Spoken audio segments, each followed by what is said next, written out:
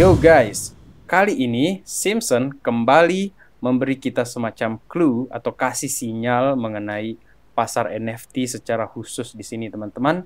Akan tetapi ada dua sudut pandang yang ingin saya tampilkan mengenai The Simpson di sini dan bagaimana kita melihat berita ataupun episode yang menampilkan The Simpson dengan materi NFT di dalam episode terbaru mereka. Dan salah satunya adalah dari gambar ini teman-teman, saya ambil dari dnewsweek.com yang menampilkan seolah-olah The Simpsons ini akan menyelamatkan pasar NFT. Teman-teman, untuk itu, let's dive in, my friend. Welcome back everyone to Black Cuan. Terima kasih telah mengupdate berita kripto dari channel ini.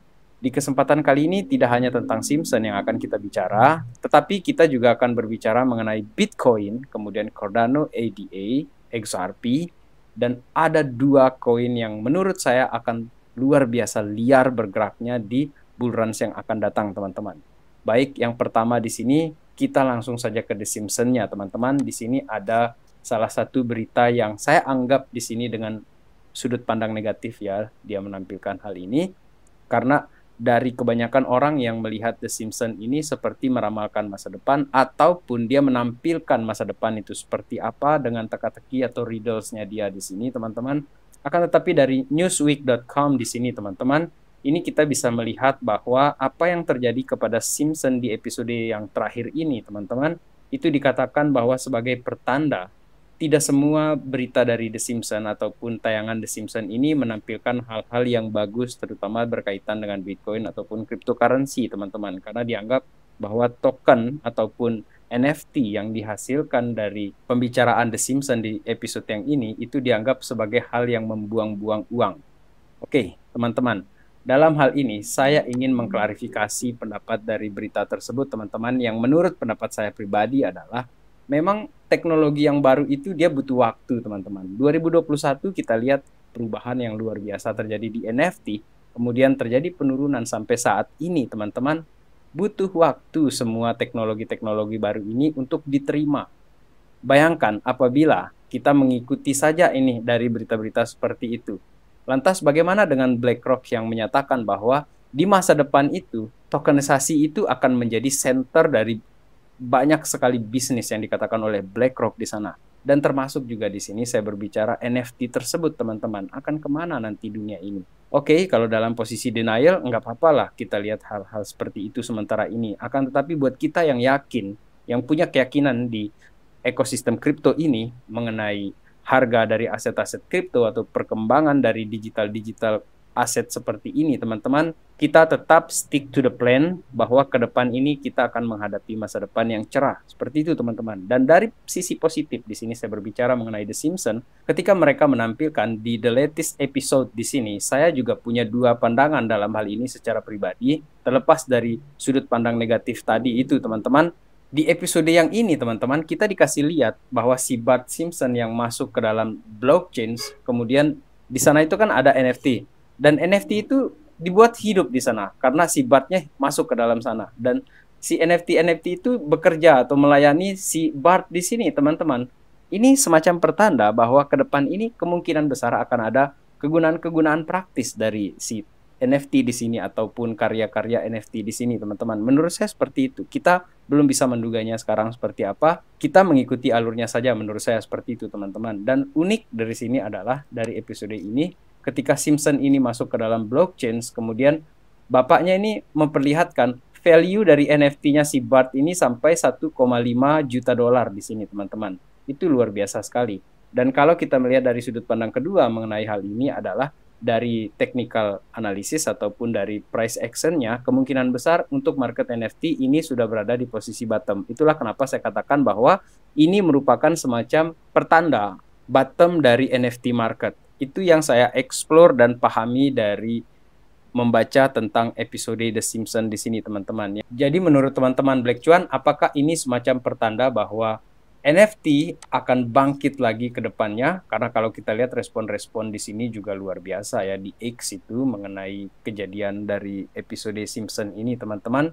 Kemudian teman-teman berkaitan dengan narasi yang akan mendrive bull runs di 2024 ini, teman-teman. Ini datang dari Bitcoin Spot ETF, teman-teman. Salah satunya di sini adalah JP Morgan mengekspektasikan, mengharapkan, membayangkan spot Bitcoin ETF ini akan di-approve di Desember, teman-teman. Kita tahu ada banyak filing spot Bitcoin ETF yang dilakukan oleh banyak sekali instansi-instansi di Amerika, teman-teman, termasuk BlackRock, Voyagers, kemudian ARK Invest, Grayscale. Meskipun kita tahu kadang-kadang terjadi penundaan, akan tetapi ada yang unik kali ini karena China sudah mulai ikut ambil bagian di dalam balapan Bitcoin spot ETF ini, teman-teman. Jadi di sini ada China yang tidak mau ketinggalan kereta, teman-teman, dan komunitas ini bereaksi terhadap Hong Kong spot Bitcoin ETF news. Ini merupakan berita yang sangat-sangat positif untuk perkembangan harga Bitcoin secara khusus di sini, teman-teman, di mana kita akan memasuki halving ke depannya.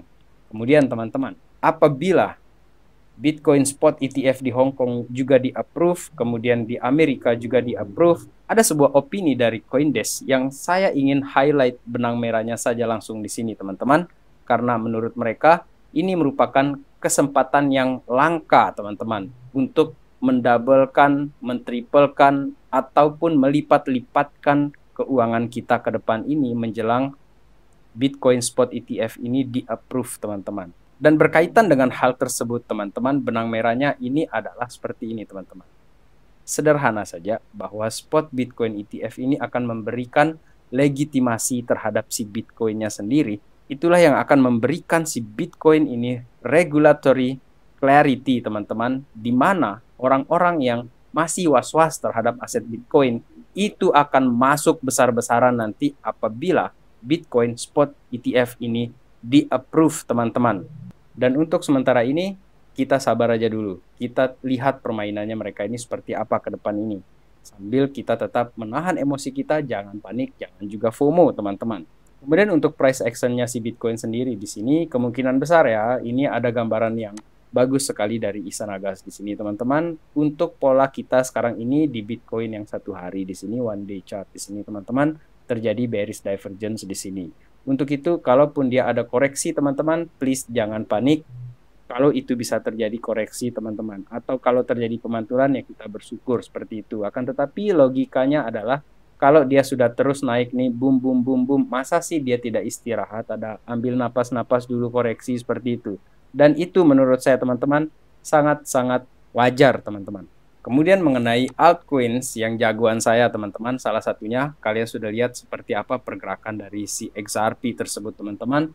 Dan di sini saya di-tag oleh pencinta kripto di sini, teman-teman, bersama akun-akun Twitter lainnya, akun-akun yang juga saya follow, teman-teman. Salah satunya di sini adalah Republik Rupiah. Teman-teman, mengenai XRP di sini, yang menjadi pertimbangan utamanya di sini adalah adopsi massal dari para bank, kemudian kegunaan XRP ini, teman-teman, dibandingkan dengan aset-aset kripto lainnya. Karena dia ini penggunaannya udah kayak uang nanti itu ke depannya, teman-teman. Dan kerjasamanya dia juga dengan bank. Jadi adopsi massal dengan institusi bahkan negara, itu akan membawa XRP ini semakin bagus ke depannya. Terutama yang paling ditunggu-tunggu itu adalah mengenai settlement-nya mereka dengan SEC. Dan sama kasusnya dengan si Bitcoin tadi. Ini akan memberikan semacam legitimasi kepada si XRP-nya, teman-teman. Sehingga instansi-instansi besar itu juga kemungkinan akan ikut masuk juga nanti itu. Mereka tidak mau ketinggalan. Kemudian untuk si Cardano-nya di sini, secara khusus di sini Cardano itu ada partners dia dengan si Polkadot di sini, teman-teman. Jadi kita tahu Charles Hoskinson, kemudian Gavin Wood, mereka berdua ini adalah anggota tim bersama Vitalik Buterin yang merupakan founders dari Ethereum, teman-teman. Kemudian di tengah jalan mereka pisah, kemudian menghasilkan dua koin di sini. Charles Hoskinson dengan Cardano-nya, kemudian Gavin Woods ini dengan Polkadot-nya di sini, teman-teman. Dan partners mereka sekarang ini sepertinya akan semakin menarik di sini, teman-teman, untuk kita lihat seperti apa ke depan ini perkembangan dari dua koin yang dibuat oleh founders yang keluar dari tim Ethereum tersebut, teman-teman. Semakin menarik. Kemudian ada dua altcoins yang kalau lihat perilakunya market ini, teman-teman, belajar dari perilaku market ini, biasanya koin-koin yang lahir pasca bull run, terutama 2021 kemarin itu pasca bull run itu, ada dua koin yang saya jagokan di sini, termasuk ARB di sini, Arbitrum di sini, teman-teman, yang merupakan layer 2 dari si Ethereum juga di sini, teman-teman, dengan kisaran harga masih di level $1 di sini, teman-teman, dan untuk pergerakannya dia ini masih belum terlalu liar di sini teman-teman. Kalau kita lihat ini yang max di sini maksimal ini dari awal dia muncul di sini sampai sekarang ini teman-teman. Kalau menurut saya biasanya ini kecenderungan para investor ataupun traders itu lebih ke yang fresh, yang baru. Kemudian menurut kalian sampai berapakah nanti kenaikan harga si ARB ini? Karena di tanggal 2 November di sini teman-teman, saya note di sini ada paus yang memborong 20 juta Arbitrum. Dan orang-orang ini tidak akan menjual dalam waktu yang sebentar, teman-teman. Jadi ini adalah pembelian dari investor jangka panjang yang sepertinya mereka ini akan hold untuk profit yang lebih besar, teman-teman. Kemudian koin berikutnya di sini adalah Optimism yang juga sama-sama layer 2 dari Ethereum, teman-teman. Jadi untuk si Optimismnya di sini OP ini teman-teman berada di kisaran 1,52, sama-sama layer 2 dari si Ethereum, dan menurut saya kedua koin ini ada kemungkinan untuk bergerak liar nanti itu di bull run 2024. Hal ini saya bicarakan karena melihat kejadian-kejadian 2021 kemarin. Itu luar biasa. Koin-koin yang lahir menjelang bull run pada saat itu, karena mungkin ya market cap-nya kecil, kemudian dia ini baru, dan investor itu kan senang dengan hal-hal yang baru. Seperti itu teman-teman.